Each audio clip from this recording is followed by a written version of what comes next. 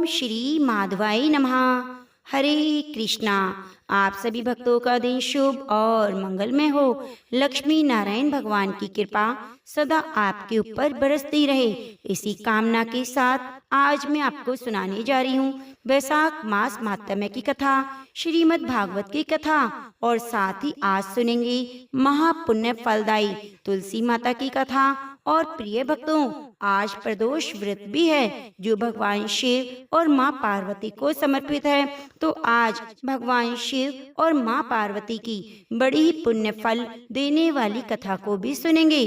तो आप कथा को पूरा जरूर सुनिए और कृपया सहयोग कीजिए। कमेंट करना बिल्कुल भी ना भूलिए। जितने भी सब्सक्राइबर हैं, जो भी कथा को सुन रहे हैं, कृपया सभी से निवेदन है वीडियो को लाइक और कमेंट जरूर कीजिए, क्योंकि यह बिल्कुल ही फ्री है और भगवान का नाम लिखने मात्र से हमें असीम पुण्य फल की प्राप्ति होती है, जो कभी भी समाप्त नहीं होता, निरंतर बढ़ता ही रहता है। तो आप हरे कृष्णा जरूर लिखिएगा। तो आइए लक्ष्मी नारायण भगवान के चरणों का ध्यान करते हुए कथा को सुनते हैं। प्रतिदिन की तरह कथा का शुभ आरंभ करते हैं गणेश भगवान की एक छोटी सी कहानी से। जय श्री गणेश।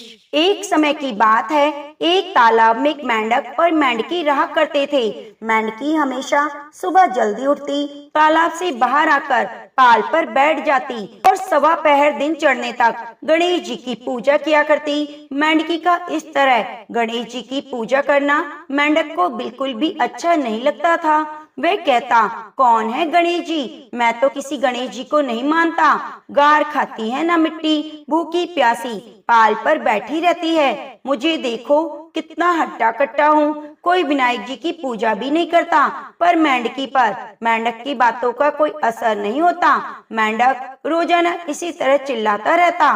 तो सुनते सुनते एक दिन गणेश जी भगवान नाराज हो गए और गणेश जी की माया से उसी तालाब पर राजा की एक दासी पानी भरने के लिए आती है और घड़े में जैसे ही पानी भरती है तो मेंढक और मेंढकी पानी के साथ उस घड़े में चले जाते हैं। तो वे घर ले जाकर उस पानी के घड़े को भट्टी पर चढ़ा देती है और नीचे आग जला देती है। तो जैसे ही पानी गर्म होता है तो मेंढक बुरी तरह से जलने लगता है और जोर जोर से चीखने लगता है और मेंढकी अपने गणेश जी की पूजा में लगी रहती है।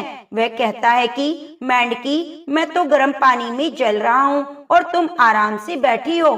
तो वह बोली, नहीं, मैं तो बिल्कुल नहीं जल रही, मुझे तो ठंडी ठंडी हवा आ रही है। तो मेंढक कहने लगा, कैसी बातें कर रही हो? घड़े के अंदर पानी उबल रहा है और तुम कह रही हो कि मुझे तो ठंडी ठंडी हवा आ रही है। तो मेंढकी कहने लगी, मैं तो गणेश जी की पूजा करती हूँ और गणेश जी मेरी रक्षा करते हैं। तो यह सुनकर मेंढक कहने लगा कि आज तू तेरे गणेश जी का ध्यान कर, हम इस मुसीबत से छूट जाएं।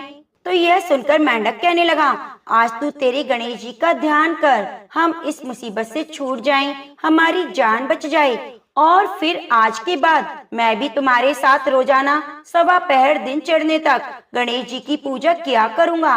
तब तक कुछ नहीं खाऊंगा, पूजा करने के बाद ही गार मिट्टी खाया करूँगा। तो मेंढक के कहने पर मेंढकी ने मन ही मन गणेश जी का स्मरण किया। तो गणेश जी की माया से वहाँ पर दो सांड लड़ते हुए आए और उस मटके से टकरा गए। मटका फूट गया और मेंढकी बाहर निकलकर तालाब में पहुंच गए। अब मेंढक को गणेश जी की माया समझ आ गई। अब वह भी रोजाना मेंढकी के साथ सवा पहर दिन चढ़ने तक तालाब की पाल पर बैठकर गणेश जी भगवान की पूजा किया करने लगा। हे गणेश भगवान, जैसे आपने मेंढकी की रक्षा करी, वैसे हमारी और हमारे परिवार की रक्षा करना, सुख सौभाग्य देना। जो भी इस कथा को सुन रहा है, हुंकारा भर रहा है, उसके घर में रिद्धि सिद्धि के भंडारे भरना। तो प्रेम से बोलिए गणेश भगवान की जय। मैं आपको सुनाने जा रही हूँ मन को शुद्ध करने वाली बांके बिहारी जी की निष्काम भक्ति की कथा। तो एक बार प्रेम से बोलिए ओम नमो भगवते वासुदेवाय। एक भक्त था, वह रोज बिहारी जी के मंदिर जाता और मंदिर में भगवान श्री कृष्ण जी की जगह उसे एक ज्योति दिखाई देती। मंदिर में बाकी के सभी भक्त कहते, वाह, आज क्या बिहारी जी, हमारे सामने कृष्ण जी का कितना अच्छा श्रृंगार है। श्री कृष्ण जी का मुकुट ऐसा, उनकी पोशाक ऐसी, वो कितने सुंदर लग रहे हैं, कितने मनमोहक हैं। तो भक्त सोचता, अरे श्री कृष्ण जी तो सबको दर्शन देते हैं, पर मुझे क्यों केवल एक ज्योति दिखाई देती है। हर दिन ऐसा होता। एक दिन उस भक्त ने भगवान श्री कृष्ण के सामने हाथ जोड़कर बोला, ऐसी क्या बात है कि आप सबको दर्शन देते हैं पर मुझे दिखाई नहीं देते। सबको आपकी प्रतिमा दिखाई देती है, मुझे आपकी प्रतिमा के दर्शन नहीं होते। कल आपको मुझे दर्शन देना पड़ेगा। अब क्या था, वह भक्त अगले दिन मंदिर गया, लेकिन फिर भी उस दिन भगवान श्री कृष्ण उसे बस एक ज्योति के रूप में दिखे।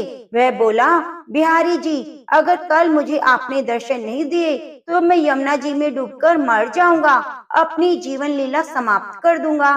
प्रभु, मैं आपको देखने के लिए ललायत हूँ। ईश्वर, उसी रात में श्री कृष्ण जी एक कोढ़ी के सपने में आए, जो कि मंदिर के रास्ते में बैठा करता था, और बोले, हे पुत्र, तुम्हें अपना कोट ठीक करना है। वह कोढ़ी बोला, हाँ भगवान, कल्याण करो।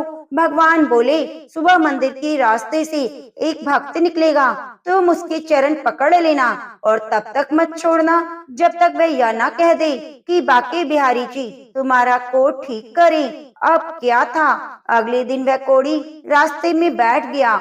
जैसे ही वह भक्त निकला, उसने चरण पकड़ लिए और बोला, पहले आप कहो कि मेरा कोट ठीक हो जाए। वह भक्त बोला, मेरे कहने से क्या होगा, मेरे पैरों को छोड़ दीजिए। कोढ़ी बोला, जब तक आप नहीं कहेंगे कि बिहारी जी तुम्हारा कोट ठीक करें, तब तक मैं आपके चरण नहीं छोड़ूंगा। प्रिय भक्तों, वह तो वैसे ही चिंता में था कि बिहारी जी मुझे दर्शन क्यों नहीं दे रहे। ऊपर से ये कोढ़ी पीछे पड़ गया तो वह झुंझलाकर बोला, जाओ बिहारी जी तुम्हारा कोट ठीक करें, और मंदिर चला गया। मंदिर जाकर क्या देखता है कि बिहारी जी के दर्शन हो रहे हैं। तब वह मंत्र मुग्ध होकर बिहारी जी के मुखड़े को देखने लगा। श्री कृष्ण जी से पूछने लगा, अब तक आप मुझे दर्शन क्यों नहीं दे रहे थे, भगवान बताने की कृपा करें। भगवान कृष्ण अंतर मन में बोल उठे, तुम मेरे निष्काम भक्त हो, आज तक तुमने मुझसे कभी कुछ नहीं मांगा, इसलिए मैं क्या मुंह लेकर तुम्हें दर्शन देता। यहाँ सभी भक्त कुछ न कुछ मांगते रहते हैं, इसलिए मैं उनसे नजर मिला सकता हूँ, पर आज तुमने रास्ते में उस कोढ़ी से कहा कि बिहारी जी तुम्हारा कोट ठीक कर दें, इसलिए मैं तुम्हें दर्शन देने आया हूँ। इस कथा का तात्पर्य यह है कि भगवान की निष्काम भक्ति ही करनी चाहिए। भगवान की भक्ति करके यदि संसार के ही भोग सुख मांगे तो फिर वह भक्ति नहीं, वह तो सौदेबाजी होगी। तो एक बार प्रेम से बोलिए, बाके बिहारी लाल की जय। प्रेम से बोलिए, बैसाख के ठाकुर की जय। प्रिय भक्तजनों, आज आप सुनेंगे बैसाख मास महात्म्य का 13वां अध्याय। यदि आपने 12वां अध्याय नहीं सुना तो कृपया जरूर सुन लीजिए। यम की इन बातों को सुनकर भगवान ब्रह्मा जी ने कहा, हे यम, तुम इस बात से दुखी क्यों होते हो? जो भी प्राणी सद्गुणों के प्रति ईर्ष्यालु होता है उसको मृत्यु जैसी पीड़ा भोगनी पड़ती है। भगवान श्री हरि के नाम का उच्चारण करने मात्र से प्राणी को सद्गति प्राप्त होती है। जिस राजा ने भगवान विष्णु के चरण कमलों का आश्रय लिया है वह वास्तव में प्रशंसा का पात्र है। उसने वास्तव में अपनी प्रजा के हित में श्रेष्ठ कार्य किया है।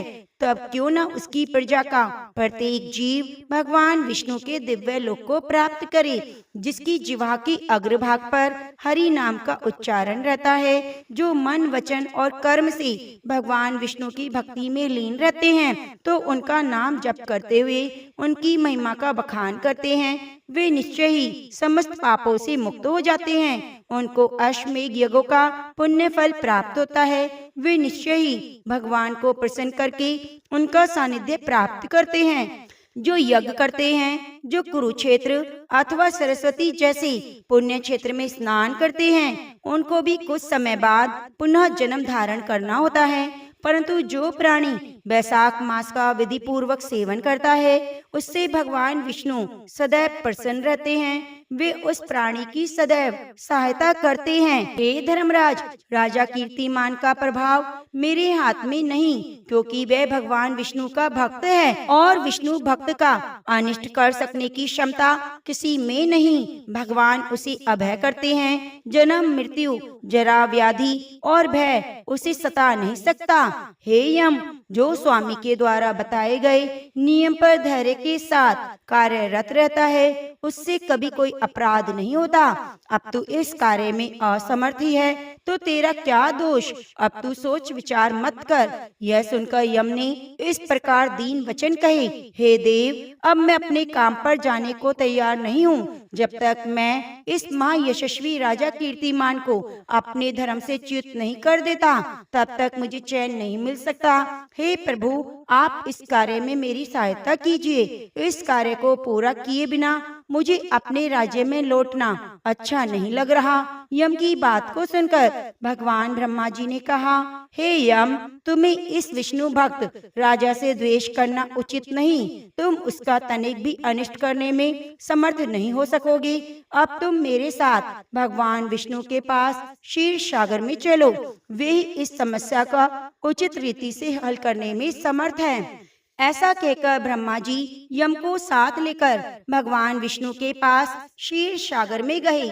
जब उन्होंने सांख्य योग के द्वारा भगवान विष्णु की स्तुति की, तब भगवान प्रसन्न होकर प्रकट हुए। चतुरानन ब्रह्मा और यम ने भी भगवान को प्रणाम किया।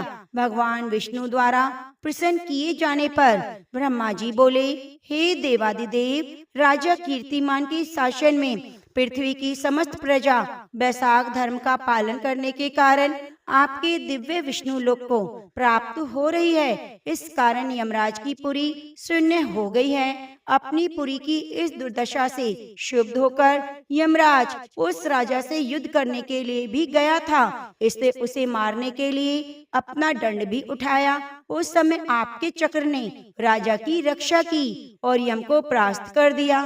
तब ये दुखी होकर लौट आया। हे भगवान, आपके भक्तों को दंड देने के सामर्थ्य तो मुझ में भी नहीं। इसी कारण मैं आपके पास यम को लेकर आया हूँ। अब आप स्वयं उस भक्त राजा को दंड देकर अपने यम की रक्षा करें। ब्रह्मा जी की बातों को सुनकर भगवान ने हंसकर कहा, हे ब्राह्मण, मैं लक्ष्मी जी, प्राण, देह, श्रीवत्स, कौस्तुभमणि, वैजयंती माला, श्वेत दीप, बैकुंठ, क्षीर सागर, शेष शैया और गरुड़ को भी त्याग सकता हूँ, परंतु अपने भक्तों को कभी नहीं त्याग सकता। जो मेरे निमित्त लौ लगाते हैं, उन्हें कैसे त्यागूं? तब भी हे यम, मैं तेरे इस कष्ट के दूर होने का उपाय बताता हूँ। राजा को मैंने 10,000 वर्ष की आयु दी है, उसमें से वह 8,000 वर्ष तो भोग चुका है। 2,000 वर्ष अभी शेष है। इस आयु को भोगकर वह मेरे समीप आएगा। उसके बाद बैन नामक एक राजा होगा। वह महान दुराचारी पापात्मा होगा और उसके कारण धर्म का लोप हो जाएगा। तभी वैशाख धर्म भी नष्ट हो जाएगा और वह पापी राजा बैन अपने पापों से भस्म हो जाएगा। उसके बाद मैं पृथु रूप में पुनः अवतीर्ण होकर धर्म की स्थापना करूंगा। हे यम, तू सोच मत कर, तेरे कार्य की सिद्धि हो जाएगी। वैशाख मास में होने वाले धर्म में तुझे भी भाग मिलेगा। राजा भी तुझे भाग देगा। तू इस चिंता संताप को त्याग कर पराक्रम करने योग्य बन। पृथ्वी के जो प्राणी तेरे निमित्त स्नान, अर्घ, जल, कुंभ, दही, अन्न आदि का दान नहीं करेंगे, उनके वैशाख मास में किए हुए कर्म निष्फल हो जाएंगे। राजा भी निश्चय तुझे तेरा भाग देगा। तू उसके ऊपर क्रोध मत कर।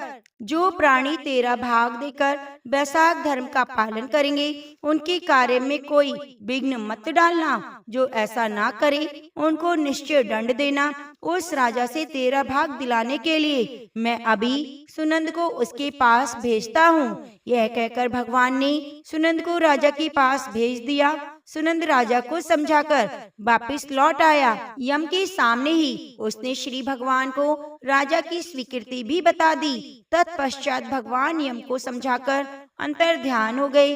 ब्रह्मा जी भी यम को समझा बुझाकर अपने लोक को चले गए। यम भी प्रसन्न होकर अपनी पुरी लौट आया। सुनंद के समझाने पर राजा ने अपने राज्य में यह घोषणा करा दी कि सभी प्राणियों को यम के निमित्त स्नान, अर्घ आदि देने के बाद ही वैशाख धर्मों का पालन करना चाहिए। यदि ऐसा नहीं किया जाएगा तो स्वयं यमराज उसे दंड देंगे। अस्तु, वैशाख पूर्णिमा को पहले यम के लिए जल का घड़ा, दही और अन्न का दान करना चाहिए। उसके बाद ही पितरों के लिए, फिर गुरु के लिए और अंत में भगवान मधुसूदन के निमित्त उनकी प्रतिमा की पूजा करके किसी धर्मपरायण ब्राह्मण को शीतल जल, दही, अन्न, तांबुल, दक्षिणा और फल आदि कांसे के पात्र में रखकर समर्पित करें। उस राजा ने भी ऐसा किया। ऐसा करने का आदेश अपनी प्रजा को भी दिया। इस प्रकार वह धर्मात्मा राजा अपनी संपूर्ण आयु पूरी करके बैकुंठ धाम को चला गया। उसके बाद बैन नामक एक महानीच राजा हुआ, जिसके पापाचार से समस्त वैशाख धर्म लोप हो गया।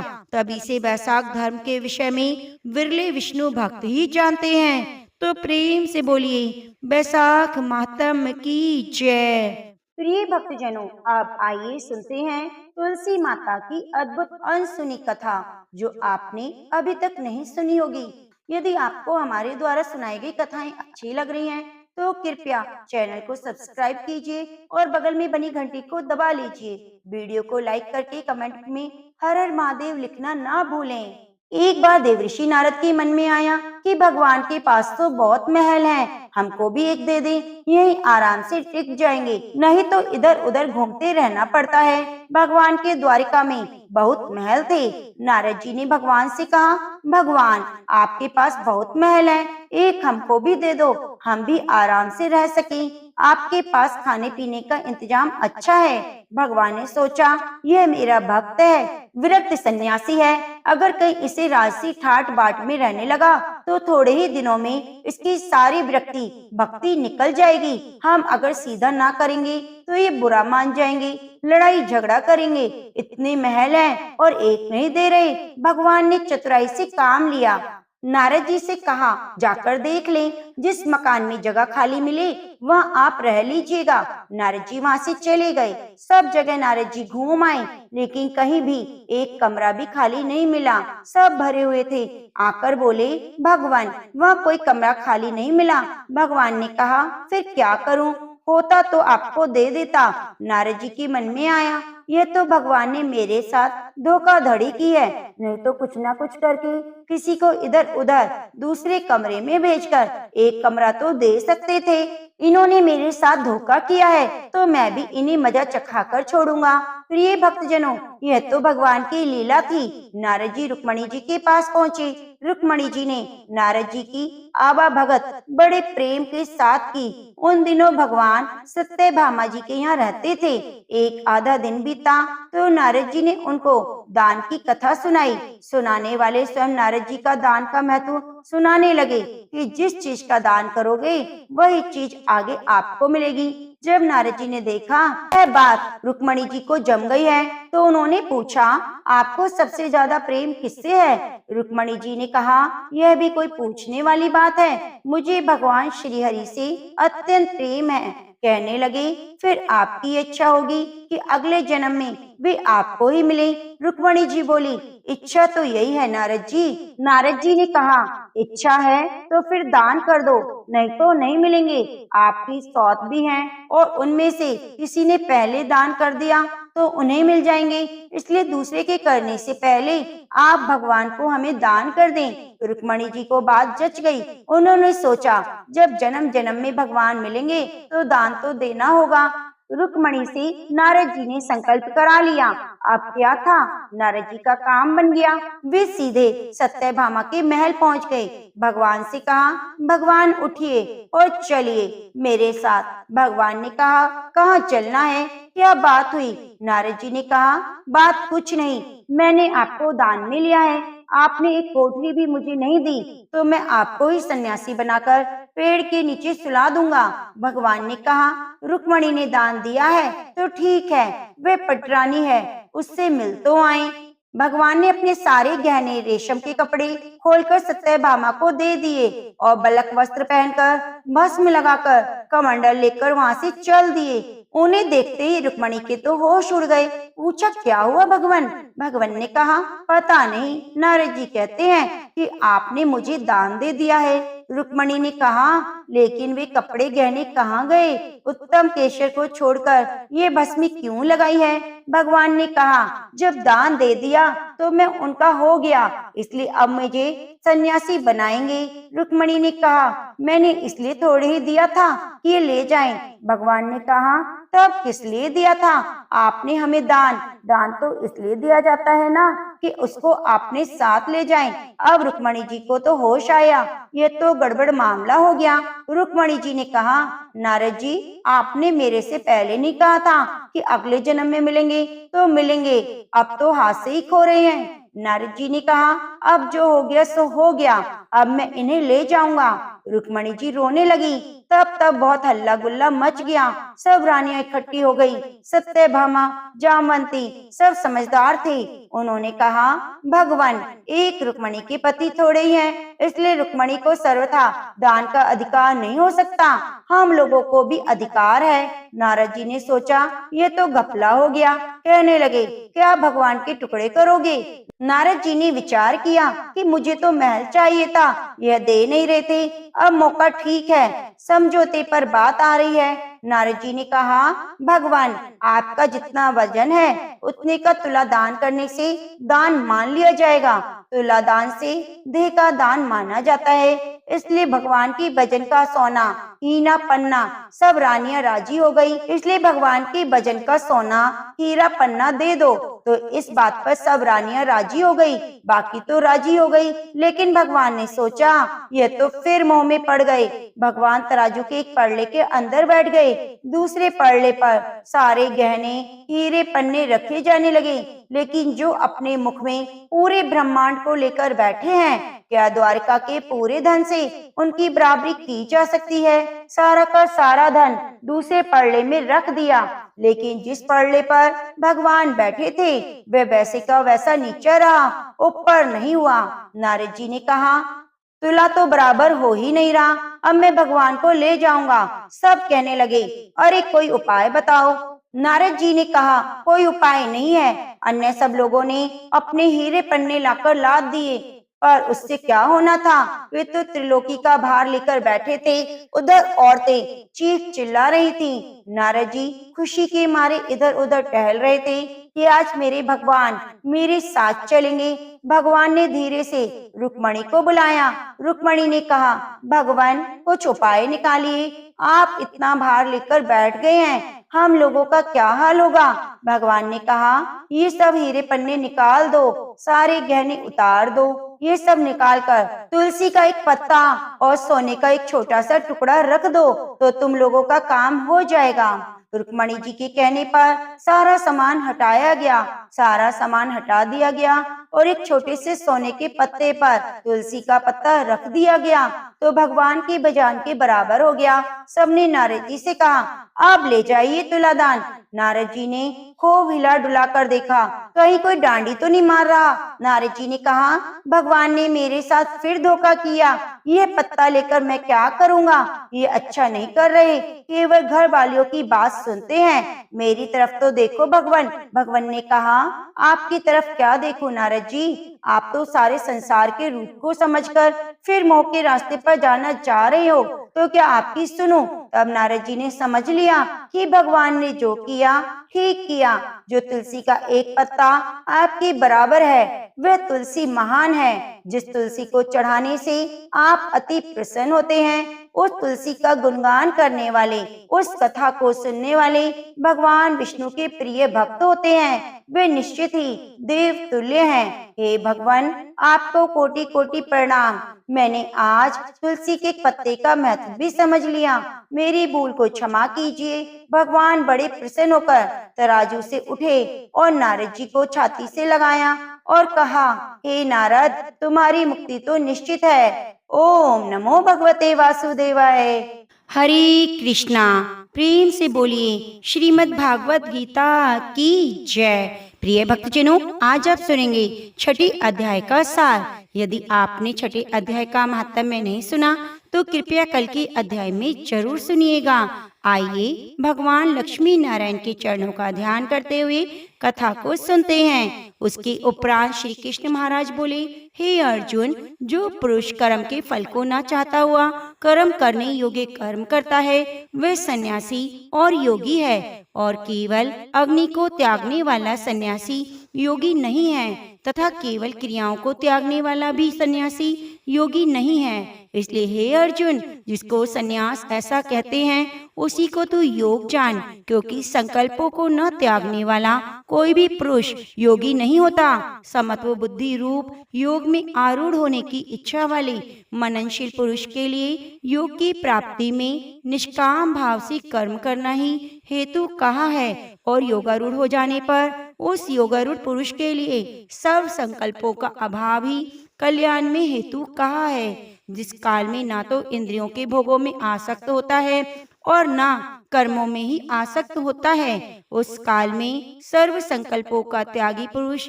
योगारूढ़ कहा जाता है। यह योगरूढ़ता कल्याण में हेतु कही है। इसलिए मनुष्य को चाहिए कि अपने द्वारा अपना संसार समुद्र से उद्धार करे और अपने आत्मा को अधोगति में ना पहुँचावे, क्योंकि यह जीवात्मा आप ही तो अपना मित्र है और आप ही अपना शत्रु है। अर्थात कोई दूसरा शत्रु या मित्र नहीं, उस जीवात्मा का तो आप ही मित्र है। जिस जीवात्मा द्वारा मन और इंद्रियों सहित शरीर जीता हुआ है और जिसके द्वारा मन और इंद्रियों सहित शरीर नहीं जीता गया, उसका वह आप ही शत्रु के सदृश शत्रुता में बरतता है। हे अर्जुन, सर्दी गर्मी और सुख दुख आदियों में भी मान और अपमान के जिसकी अंतःकरण की प्रवृत्तियां अच्छी प्रकार शांत हैं, अर्थात विकार रहित हैं, ऐसे स्वाधीन आत्मा वाले पुरुष के ज्ञान में सच्चिदानंद घन परमात्मा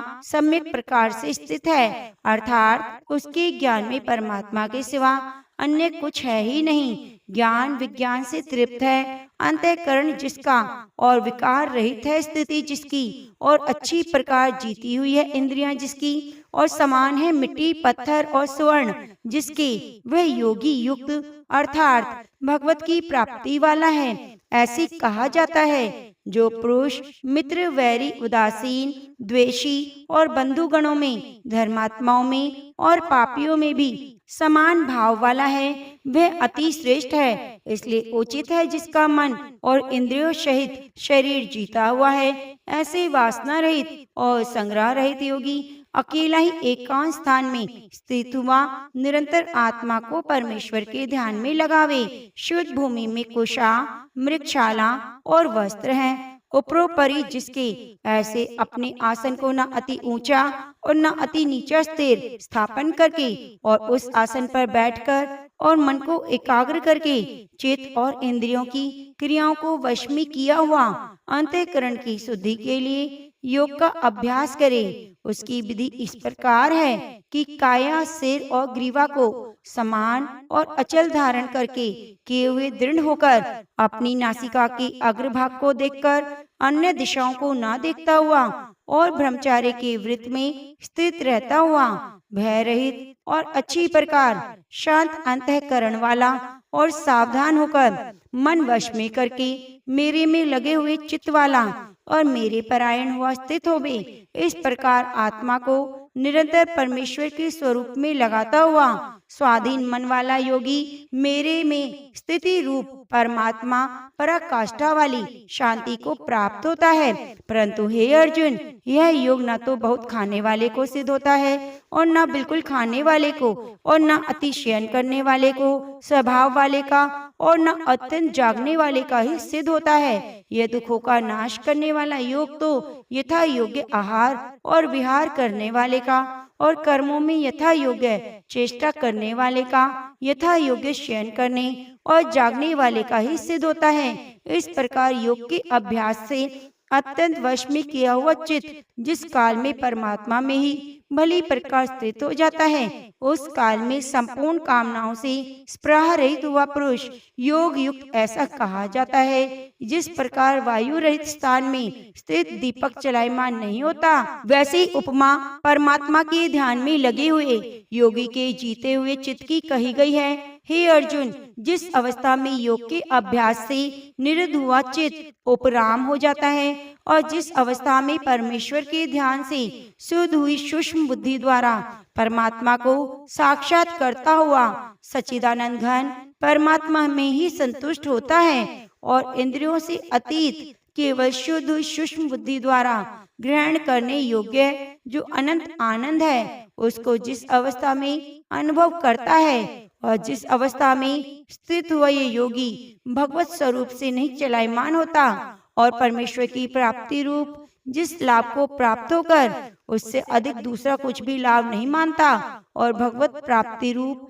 जिस अवस्था में स्थित हुआ योगी बड़े भारी दुख से भी चलायमान नहीं होता, जो दुख रूप संसार के संयोग से रहित है और जिसका नाम योग है, उसको जानना चाहिए। वह योग न उकताए हुए चित्त से अर्थात तत्पर हुए चित्त से निश्चय पूर्वक करना कर्तव्य है। इसलिए मनुष्य को चाहिए कि संकल्प से उत्पन्न होने वाली संपूर्ण कामनाओं को निशेषता से अर्थात वासना और आसक्ति सहित और मन के द्वारा इंद्रियों के समुदाय को सब ओर से अच्छी प्रकार वश में करके क्रम क्रम से अभ्यास करता हुआ उपरमता को प्राप्त होवे और धैर्य युक्त बुद्धि द्वारा मन को परमात्मा में स्थित करके परमात्मा की सिवा और कुछ भी चिंतन ना करे।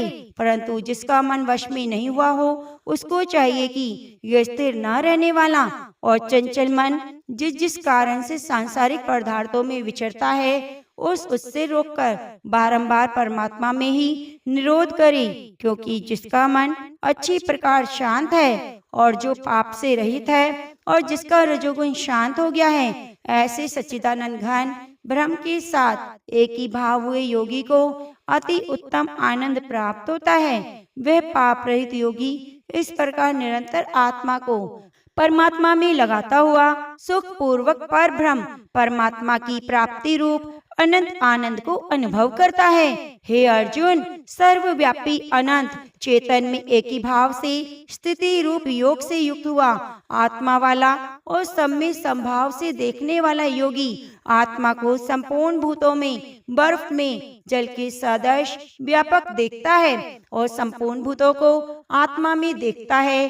अर्थात जैसे स्वप्न से जगा हुआ पुरुष स्वप्न के संसार को अपने अंतर्गत संकल्प के आधार देखता है, वैसे ही वह पुरुष संपूर्ण भूतों को अपने सर्वव्यापी अनंत चेतन आत्मा के अंतर्गत संकल्प के आधार देखता है। जो पुरुष संपूर्ण भूतों में सबके आत्मरूप मुझ वासुदेव का ही व्यापक देखता है और संपूर्ण भूतों को मुझ वासुदेव के अंतर्गत देखता है, उसके लिए मैं अदृश्य नहीं होता, वह मेरे लिए अदृश्य नहीं होता, क्योंकि वह मेरे में एक ही भाव से स्थित है। इस प्रकार जो पुरुष एक ही भाव में स्थित हुआ संपूर्ण भूतों में आत्मा रूप में स्थित हुआ मुझ सच्चिदानंद घन वासुदेव को भजता है, वह योगी सब प्रकार से बरतता हुआ भी मेरे में ही बरतता है, क्योंकि उसके अनुभव में मेरे सिवा अन्य कुछ है ही नहीं।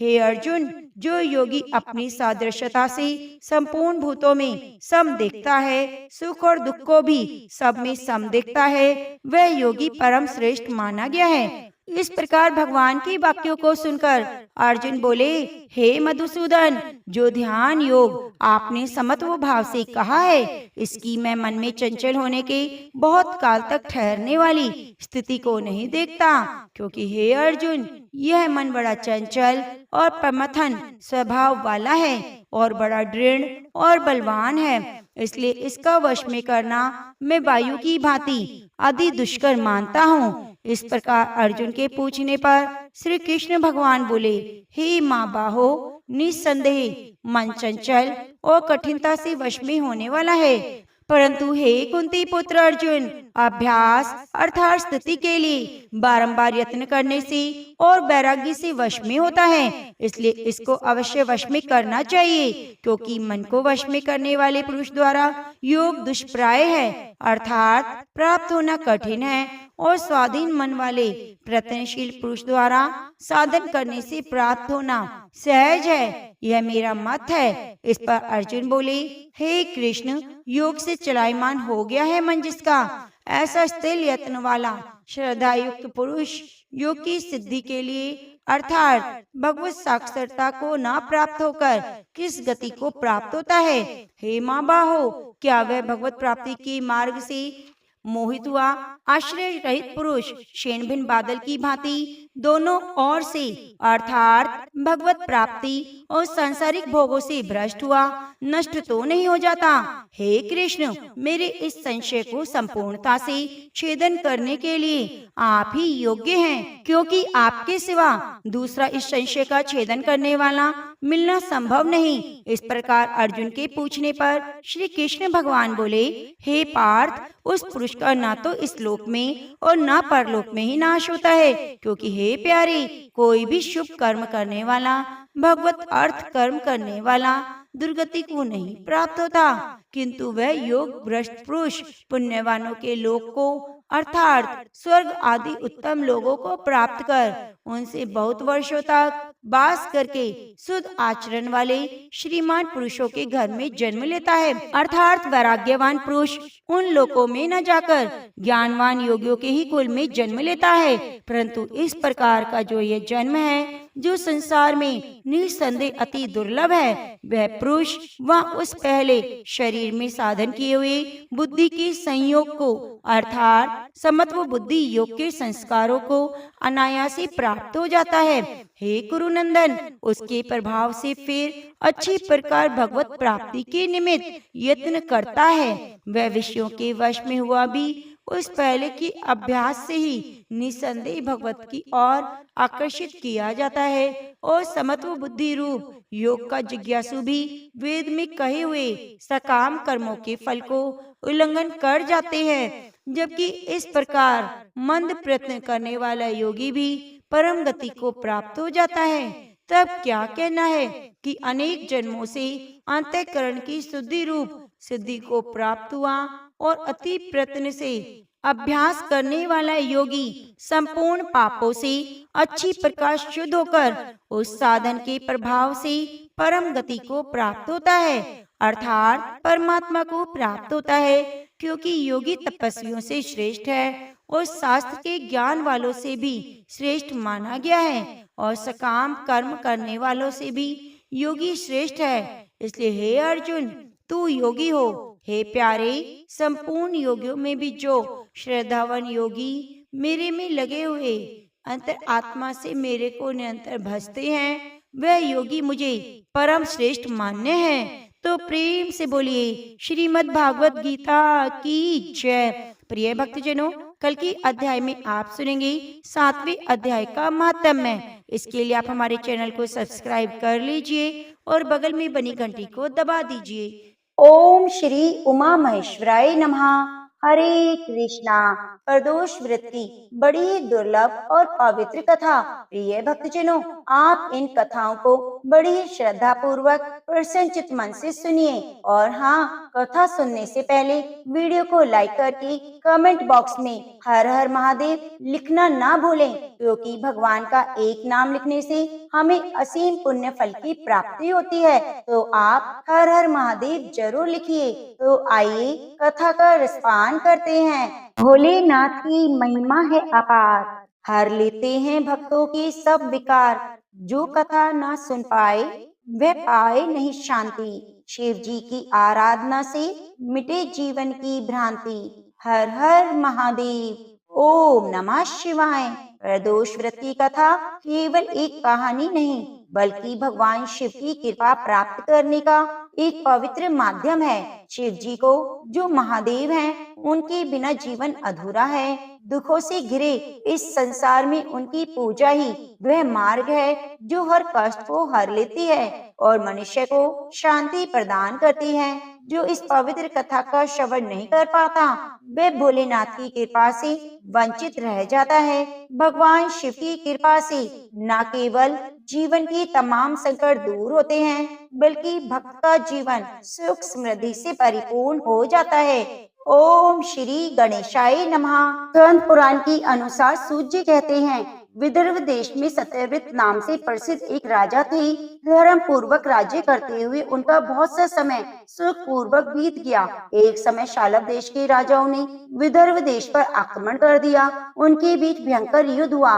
दोनों पक्षों की बहुत सी सेनाएं मारी गई, परंतु अंत में विदर्भ देश के राजा भी उनके हाथों मारे गए। विदर्भ राज्य की गर्भवती स्त्री दुखी होकर रात के समय राजभवन से निकलकर वन की ओर चली गई। सुबह होने पर उस रानी ने जलाशय के किनारे एक वृक्ष के नीचे एक सुंदर से पुत्र को जन्म दिया। उसके बाद वह प्यास से व्याकुल होकर जलाशय में पानी पीने गई। इतने में ही एक घड़ियाल ने आकर उसे अपना ग्रास बना लिया। वह बालक पैदा होते ही माता पिता से हीन हो गया।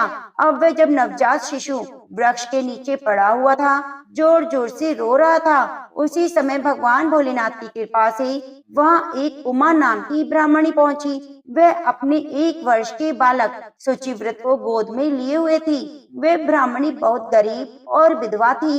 वह भीख मांगकर अपना गुजारा करती थी। उस बालक को रोते हुए देखकर उनके मन में सोचा, यह तो बड़ी हैरानी की बात है कि ये नवजात शिशु जिसकी अभी तक नाल भी नहीं कटी वह यहाँ पे पड़ा हुआ है। इसकी माता कहाँ चली गई? जब वह ब्राह्मणी सोच में डूबी हुई थी, उसी समय वहाँ से एक सन्यासी गुजरे। वे ऐसे जान पड़ते थे मानो साक्षात भगवान शंकर हो। उन श्रेष्ठ भिक्षु ने उस स्त्री से कहा, ब्राह्मणी तुम इस बालक की रक्षा करो, इससे तुम्हें परम कल्याण की प्राप्ति होगी। इतना कहकर वह दयालु भिक्षु वहाँ से चले गए। उनके जाने के बाद ब्राह्मणी ने उस बालक को लेकर अपने घर की ओर प्रस्थान किया। वह ब्राह्मणी एक चक्र नामक नगर में निवास करती थी। ब्राह्मणी ने उस बालक का अपने बेटे के समान ही पालन पोषण किया। उसका नाम धर्मगुप्त रखा। वह भिक्षा के अन्न से अपने पुत्र और राजकुमार दोनों को पालने लगी।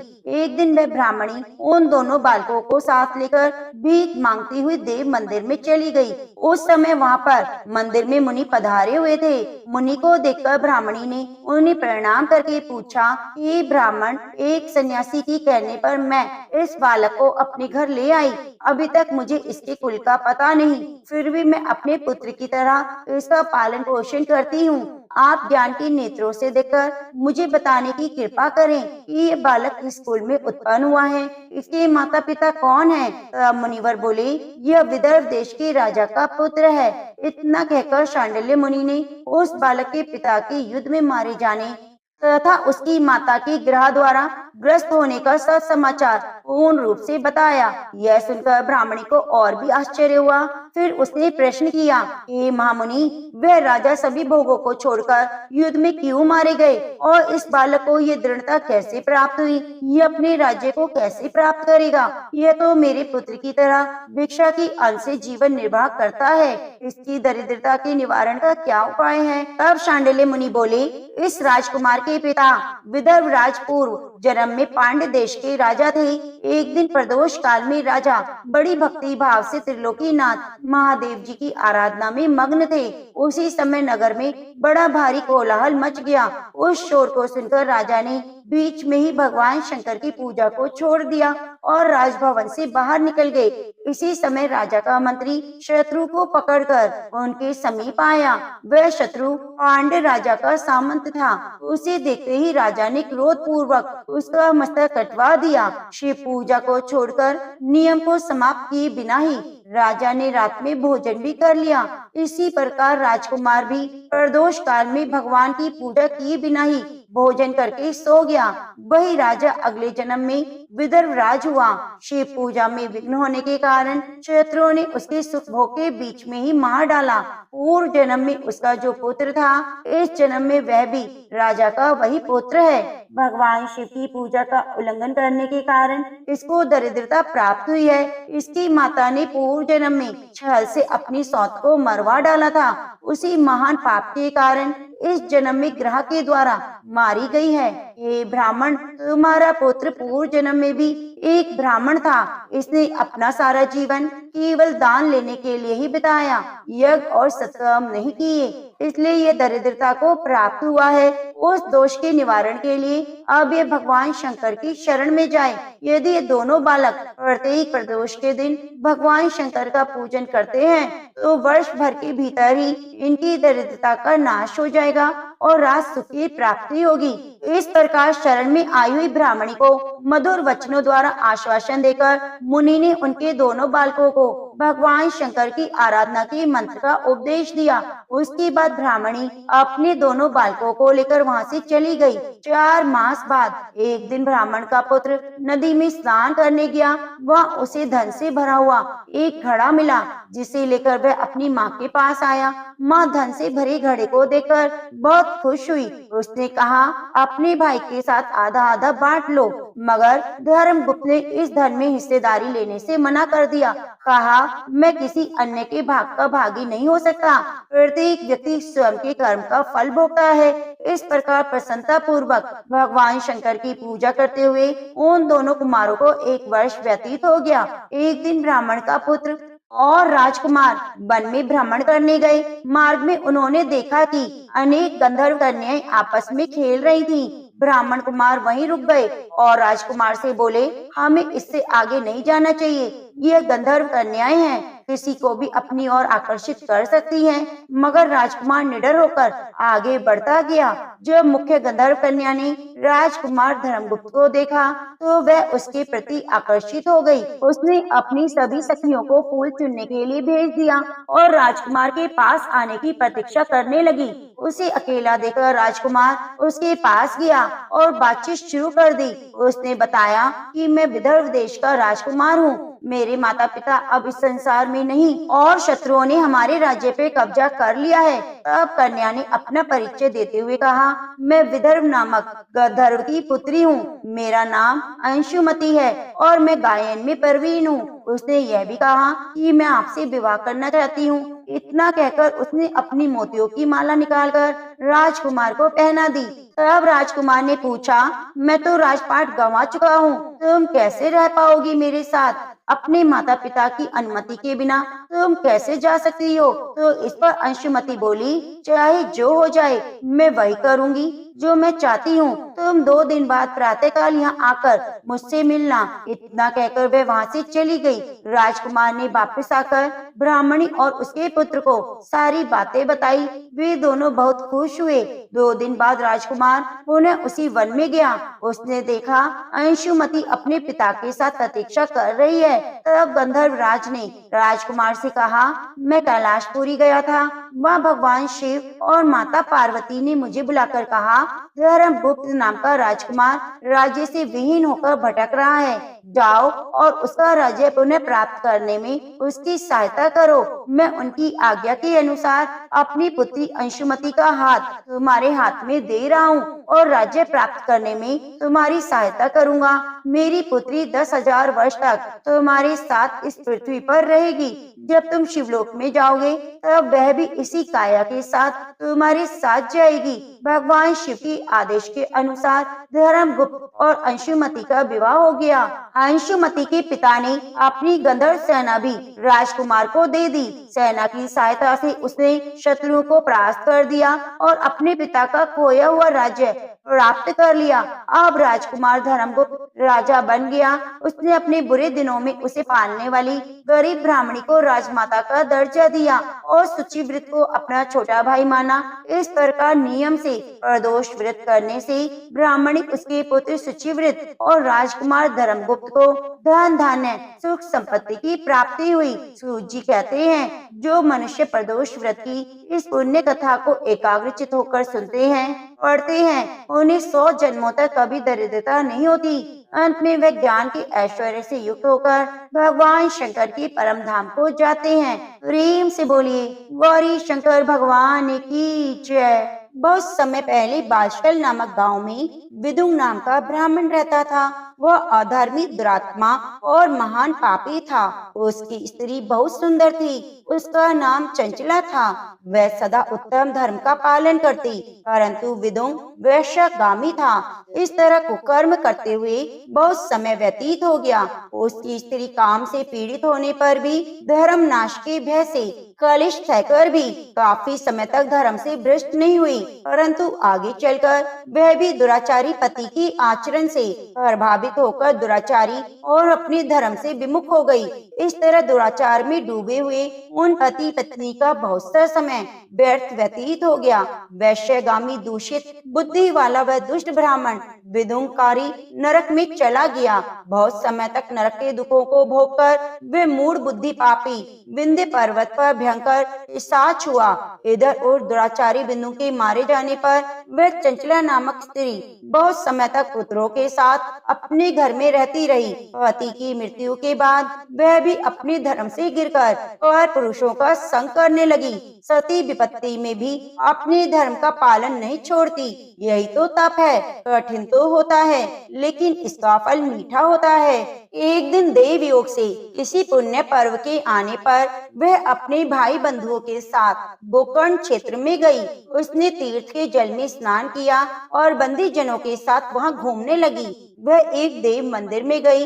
वहां उसने एक ब्राह्मण के मुख से भगवान शिव की परम पवित्र और मंगलकारी कथा सुनी। ब्राह्मण कह रहे थे, जो स्त्रियां व्यभिचार करती हैं वे मरने के बाद यमलोक में जाती हैं। तब यमराज के दूत उन्हें तरह तरह की यातना देते हैं कि वे कामांगर लोह के डंडों से दागे जाते हैं। तब लोह के डंडों से उनका संसर्ग कराते हैं और सारे दंड इतनी वेदना देने वाले होते हैं कि जी पुकार पुकार कर कहता है कि अब ऐसा नहीं करेगा, लेकिन यमदूत उसे छोड़ते नहीं। कर्मों का फल तो सभी को भोगना पड़ता है। देव, ऋषि, मनुष्य सभी इसी से बंधे हैं। ब्राह्मण के मुख से वे वैराग्य बढ़ाने वाली कथा को सुनकर चंचला भय से व्याकुल हो गई। कथा समाप्त होने पर सभी लोग वहां से चले गए। तब कथा बांचने वाले ब्राह्मण देवता ने चंचला से कहा, हे ब्राह्मण, धर्म को न जानने के कारण मेरे द्वारा बहुत बड़ा दुराचार हुआ है।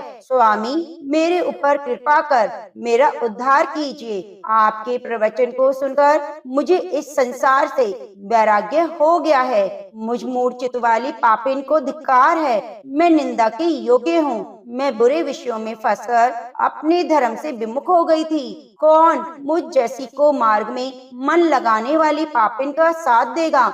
जब यमदूत मेरे गले में फंदा डालकर मुझे बांधकर ले जाएंगे और नरक में मेरे शरीर के टुकड़े करेंगे, तब मैं कैसे उस महान यातना को सहन कर पाऊंगी? मैं सब प्रकार से नष्ट हो गई हूँ, क्योंकि अभी तक मैं हर तरह से पाप में डूबी रही। हे ब्राह्मण, आप मेरे गुरु हैं, आप ही मेरे माता पिता हैं। आपके शरण में मैं आई हूँ। मुझ अबला का अब आप उद्धार कीजिए। इस प्रकार विलाप करती हुई चंचला ब्राह्मण देवता के चरणों में गिर पड़ी। तब ब्राह्मण ने उसे कृपा पूर्वक उठाया और इस प्रकार कहा, नारी, तुम सौभाग्यशाली हो जो भगवान शंकर की कृपा से तुम्हें वैराग्य पूर्ण ये कथा सुनी और कथा को सुनकर समय से अपनी गलती का एहसास कर लिया। तुम डरो मत और भगवान शिव की शरण में जाओ। उनकी परम कृपा से तुम्हारे सभी पाप नष्ट हो जाएंगे। मैं तुम्हें भगवान शिव की कथा सहित वह मार्ग बताऊंगा जिसके द्वारा तुम्हें सुख देने वाली उत्तम गति प्राप्त होगी। शिव कथा सुनने से तुम्हारी बुद्धि शुद्ध हो गई है और तुम्हें पश्चाताप हुआ है। मन में वैराग्य उत्पन्न हुआ है। पश्चाताप ही पाप करने वाले पापियों के लिए सबसे बड़ा प्रायश्चित है। जो मनुष्य अपने को कर्म के लिए प्रायश्चित नहीं करता वह उत्तम गति प्राप्त नहीं करता, परंतु जिसे अपने कुकृत्य पर हार्दिक पश्चाताप होता है वह अवश्य ही उत्तम गति का भागीदार होता है।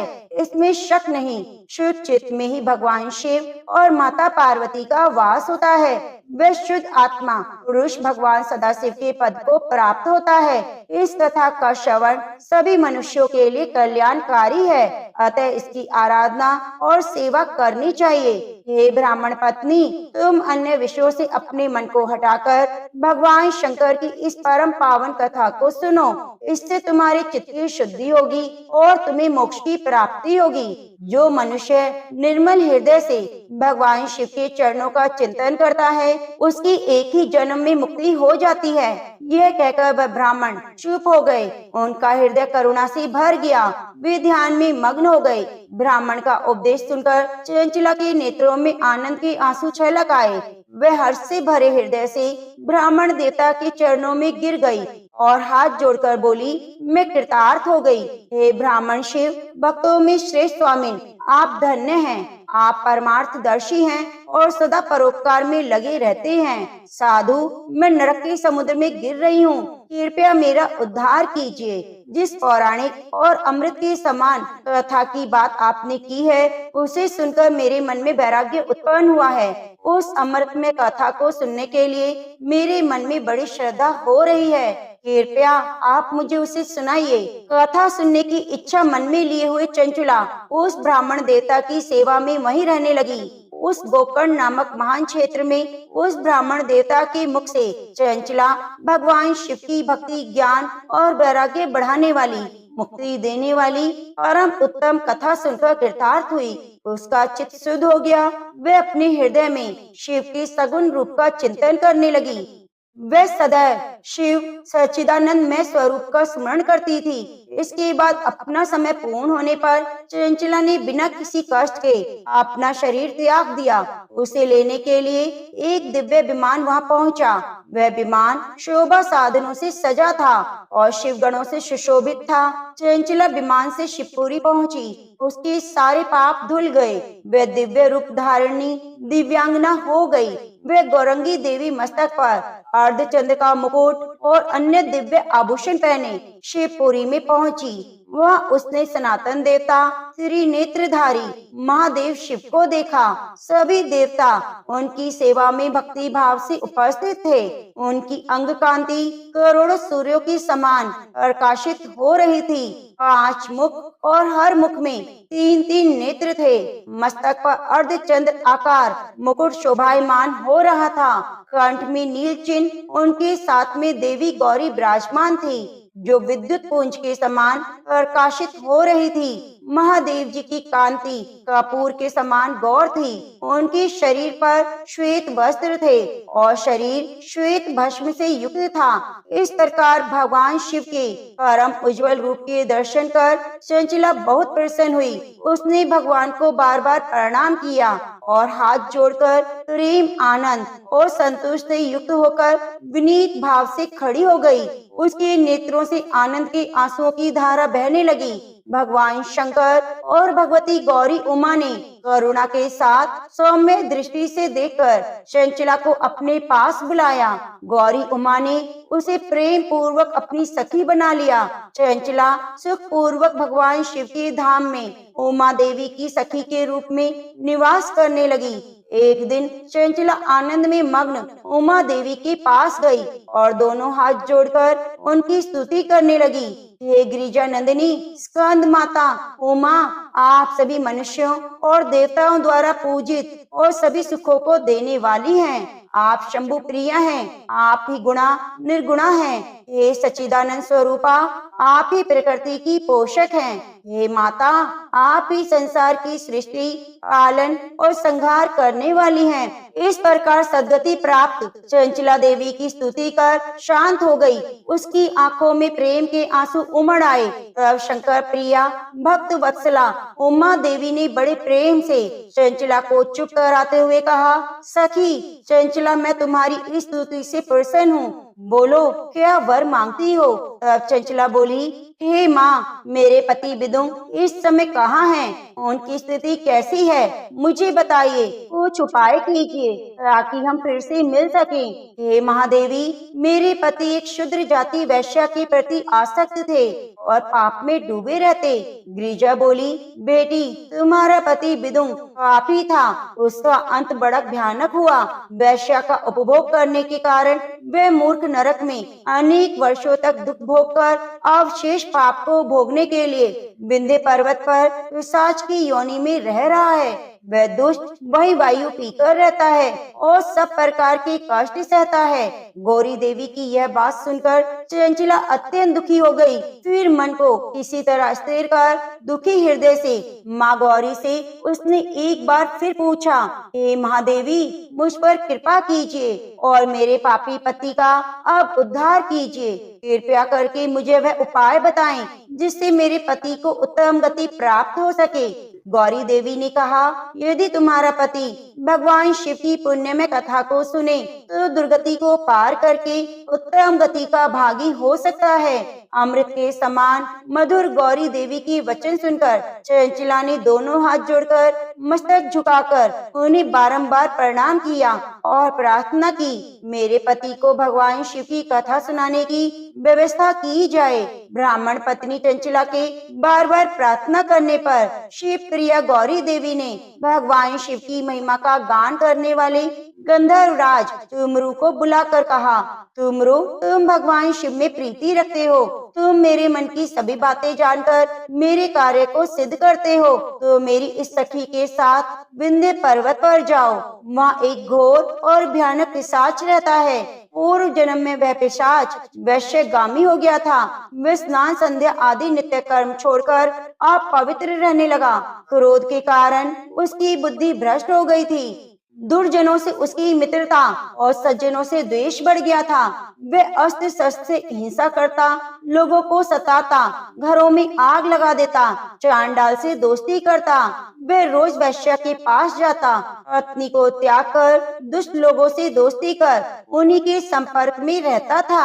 वह मृत्यु तक दुराचार में फंसा रहा और मृत्यु के बाद उसे पापियों के भोग स्थान यमपुरी में ले गए। वहाँ घोर नरकों को सहकर वह इस समय विंध्य पर्वत पर पिशाच बनकर रह रहा है और पापों का फल भोग रहा है। तुम उसके सामने परम पुण्य पापों का नाश करने वाली भगवान शिव की कथा का प्रवचन करो।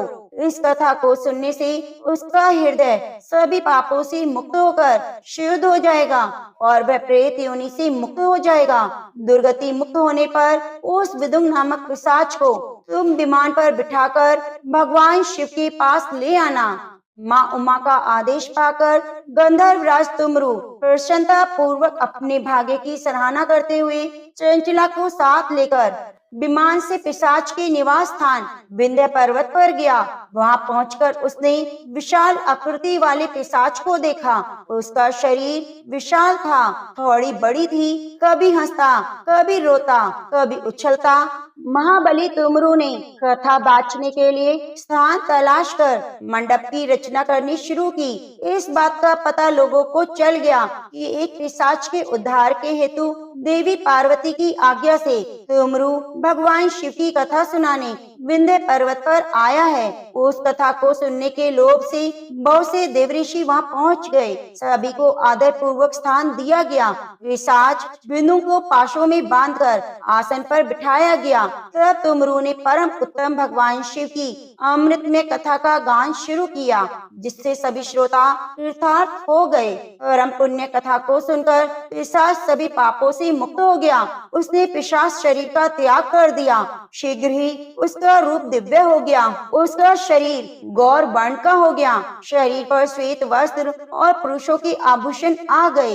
इस प्रकार दिव्य देहधारी विदुम अपनी पत्नी चंचला के साथ स्वयं भी भगवान शिव का गुणगान करने लगा। उसे दिव्य रूप में देखकर सभी को बहुत आश्चर्य हुआ।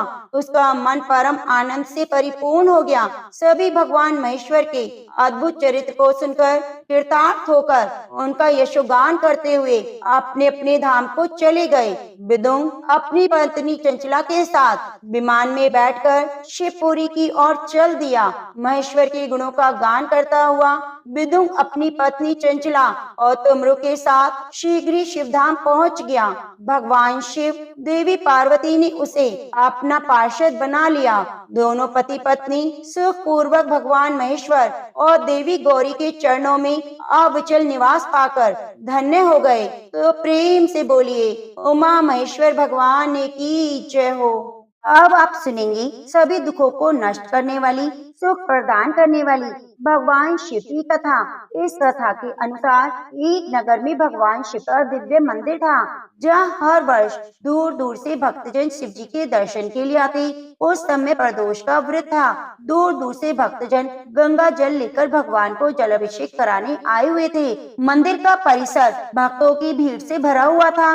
तभी अचानक आसमान से बिजली चमकी और सोने का एक थाल उतरा। उसी के साथ एक भविष्यवाणी भी हुई कि जो कोई भगवान शंकर का सच्चा भक्त है, प्रेमी होगा, जो कोई भगवान शंकर का सच्चा भक्त और प्रेमी होगा, उसी को ये थाल मिलेगा। प्रिय भक्तों, मंदिर के परिसर में उपस्थित सभी लोगों ने यह भविष्यवाणी सुनी। धीरे धीरे सभी इकट्ठा हो गए। जो लोग मंदिर की व्यवस्था देख रहे थे, उन्हें तो विश्वास था कि यह थाल उन्हें ही मिलेगा, इसलिए वे सबसे आगे जाकर खड़े हो गए। सबसे पहले पंडित जी आए और बोले, देखिए भाइयों, मैं प्रतिदिन महादेव जी का अभिषेक करता हूँ, इसलिए मैं ही भोलेनाथ का सबसे बड़ा प्रेमी हूँ, इसलिए थाल मुझे मिलना चाहिए। इतना कहकर पंडित जी ने थाल उठाया। जैसे थाल उठाया, थाल तो पीतल का हो गया। अब देखिए, यह देखकर पंडित जी बड़े ही शर्मिंदा हुए। उन्होंने थाल उसी जगह पर रख दिया और वहाँ से चले गए। इसी प्रकार वहाँ उपस्थित सभी पंडितों ने खुद को आजमाया, लेकिन शायद उनमें से कोई भी सच्चा भक्त नहीं था। वे भी थाल को यथा स्थान पर रखकर चले गए। इसके बाद उस नगर के राजा का आगमन हुआ। राजा साहब आगे आए और बोले, हे प्रजाजनों, मैं महादेव जी के मंदिर में बड़ी भारी दान दक्षिणा की है, इसलिए यह थाल मुझे ही मिलना चाहिए। इतना कहकर राजा आगे बढ़े और थाल उठाया। जैसे ही राजा ने थाल उठाया, थाल तांबे का हो गया। यह देखकर महाराज बहुत लज्जित हुए और थाल को यथास्थान पर रखकर एक तरफ खड़े हो गए। इसके बाद इसी तरह एक एक करके सभी दानी महात्मा भक्त पधारे और थाल को उठाया, लेकिन किसी के हाथ कुछ न लगा, लेकिन सोने का नहीं रहा। तब लोगों को पता चला कि हम में से कोई भी महादेव का सच्चा भक्त नहीं है। उसी समय किसान का आगमन हुआ। वे बेचारा महीनों बाद आज प्रदोष व्रत के शुभ अवसर पर शिव जी के दर्शन करने आया था। गरीबी और गृहस्थी की बोझ तले दबा दिन रात खेतों में मेहनत मजदूरी करके अपना और अपने परिवार का गुजारा करता था। अभी रास्ते में आ रहा था तो कोई भिखारी मिल गया, कुछ खाने को मांगने लगा। इस किसान को दया आई। अपने खाने के लिए जो खाना लाया था, वह भी उसने भिखारी को दे दिया। थाल के बारे में इसने भी सुना था, लेकिन इसने उस और कोई ध्यान नहीं दिया। सीधा मंदिर गया, महादेव जी का पूजन करके बाहर आ गया। परिक्रमा करके जाने को हुआ, तभी पीछे से एक व्यक्ति बोला, अरे ओ भाई, तुम भी थाल उठाकर देख लो, हो सकता है तुम ही सच्चे भक्त हो जिसके लिए थाल आया है। किसान को लगा यह व्यक्ति उसका मजाक बना रहा है, तो किसान ने हंसते हुए कहा, भाई मैं तो कभी पूजा पाठ नहीं करता, महीने में एक आध बार ही मंदिर आता हूँ, मैं काहे का सच्चा भक्त। वे आदमी बोला, हम तो देख चुके, हमारी भक्ति तो दो कौड़ी की भी नहीं। अब तुम ही अपना हाथ लगाकर देख लो, तो सोने का थाल मिले या ना मिले, किंतु पता तो चल जाएगा कि तुम्हारी भक्ति में कितनी सच्चाई है। लोगों के बहुत आग्रह करने पर आखिर उस भोले भाले किसान ने जाकर थाल उठाया। तो जैसे उसने थाल उठाया, लोगों के आश्चर्य का ठिकाना नहीं रहा। सोने का थाल रोशनी से चमकने लगा। यह देखकर सब लोगों के मन में खुशियों की लहर दौड़ गई। सभी लोग जयकारे लगाने लगे और पूछने लगे, भाई तुम ही सच्चे भक्त हो, अब हमें भी बता दो कैसे भक्ति करते हो जिससे महादेव जी तुमसे इतने प्रसन्न है। तो किसान बोला, भाई मैं कोई भक्ति नहीं करता, मैं केवल दिन रात खेतों में काम करता हूँ, थोड़ा समय निकालकर जरूरतमंद लोगों की मदद करता हूँ। इसके अलावा भगवान भोलेनाथ का मन ही मन ध्यान कर लेता हूँ और कोई विशेष कार्य नहीं करता। लोग पूछने लगे, तुम लोगों की मदद क्यों करते हो? तो हंसते हुए किसान बोला, सुकून मिलता है। दूसरों के चेहरे पे मुस्कान देखकर मुझे आनंद और खुशी होती है। उसी में मैं शब्दों में बयान नहीं कर सकता। शायद यही कारण है कि महादेव मुझसे खुश हैं। इसलिए हमेशा याद रखें, सत्कर्म का आनंद भी आनंद होता है और अंत भी आनंददायक होता है। दुष्कर्म का आरंभ भी दुख से होता है और अंत भी दुखदायक होता है। आप सैकड़ों मील की यात्रा करके भी दूसरे का दिल दुखाते हैं तो आपकी वह तपस्या और महादेव का दर्शन धूल के बराबर है। तो एक बार प्रेम से बोलिए, ओम नमः शिवाय। हे भोलेनाथ, जैसे आपने उस किसान पर अपनी कृपा दृष्टि बरसाई, वैसे सभी भक्तों का कल्याण करना, सबकी दरिद्रता को दूर करना। अब आइए सुनते हैं लपसी तपसी की कथा। कहते हैं कि लपसी तपसी की कथा हमें हर कथा कहानी में जरूर सुननी चाहिए। एक लपसी था, एक तपसी था। तपसी हमेशा भगवान की तपस्या में लीन रहता। लपसी रोजाना सवा सेती लापसी बनाकर भगवान का भोग लगाकर जीम लेता था। एक दिन दोनों लड़ने लगे। तपसी बोला, मैं रोज भगवान की तपस्या करता हूँ, इसलिए मैं बड़ा हूँ। लपसी बोला, मैं रोज भगवान का सवा से लापसी का भोग लगाता हूँ, मैं बड़ा हूँ। नारद जी वहाँ से गुजर रहे थे। दोनों को लड़ता देखकर उनसे पूछने लगे, तुम क्यों लड़ रहे हो? लपसी ने खुद के बड़ा होने का कारण बताया और लपसी ने भी अपना कारण बताया। तो नारद जी बोले, तुम्हारा फैसला मैं कर दूंगा। दूसरे दिन लपसी तपसी नहाकर अपनी रोज की भक्ति करने आए। नारद जी ने छुपकर 1.25 करोड़ की एक एक अंगूठी दोनों के आगे रख दी। लपसी की नजर जब अंगूठी पर पड़ी तो उसने चुपचाप अंगूठी उठाकर अपने नीचे दबा ली। लपसी की नजर अंगूठी पर पड़ी, लेकिन उसने ध्यान नहीं दिया। भगवान को भोग लगाकर लापसी खाने बैठ गया। नारद जी सामने आए तो दोनों ने पूछा कि बताओ कौन बड़ा? तो नारद जी ने लपसी से खड़ा होने को कहा तो वह खड़ा हुआ तो उसके नीचे दबी हुई अंगूठी दिखाई दी। नारद जी ने तपसी से कहा, तपस्या करने के बाद भी तुमने चोरी करने की आदत नहीं गई, इसलिए लपसी बड़ा और तुम्हें तुम्हारी तपस्या का कोई फल नहीं मिलेगा। तपसी शर्मिंदा होकर माफी मांगने लगा। उसने नारद जी से पूछा, मुझे मेरी तपस्या का फल कैसे मिलेगा? नारद जी ने कहा, यदि कोई गाय कुत्ते की रोटी नहीं बनाएगा तो उसका फल तुझे मिलेगा। यदि कोई ब्राह्मण को भोजन कराकर दक्षिणा नहीं देगा तो उसका फल तुझे मिलेगा। यदि कोई साड़ी के साथ ब्लाउज नहीं देगा तो उसका फल तुझे मिलेगा। यदि कोई दिए से दिया जलाएगा तो उसका फल तुझे मिलेगा। यदि कोई सारी कहानी कहकर तुम्हारी कहानी नहीं सुनेगा तो उस कथा कहानी का फल तुम्हें मिलेगा। उसी दिन से हर वृत्त कथा कहानी के साथ लपसी तपसी की कहानी भी सुनी जाने लगी।